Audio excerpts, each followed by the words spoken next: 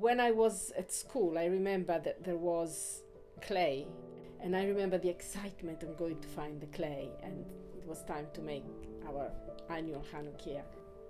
I liked the malleability of it. I was doing my homework as a child. I always held in my hand a piece of plasticine and forever played with it. Only when I was at college, I realized that porcelain has an amazing tactile quality for me. It's smooth and gentler to the hand than any other clay. It's not some figurative shape that comes out. It's simply the sensation and the forever changing feeling of the material. I need to give it my own imprint. It's in my nature to be instinctive and forceful and in the moment.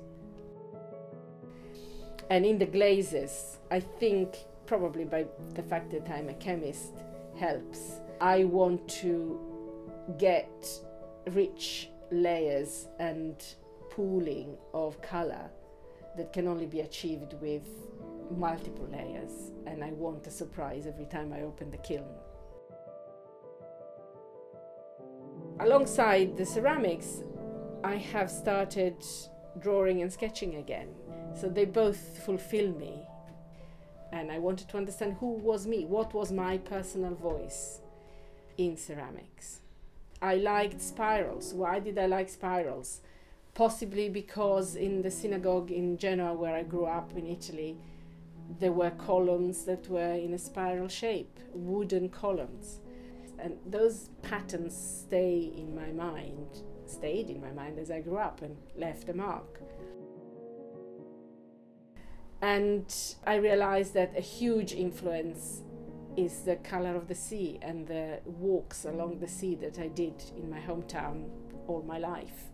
You might think that an artist would instinctively know that that is where the inspiration comes from. I didn't know. For me, it was a complete discovery.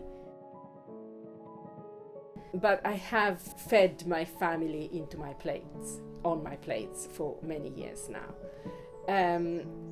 In the process of doing that, I thought I would write for my children the family recipes in a book. And each photograph is made in my ceramics, and that gave me a great buzz.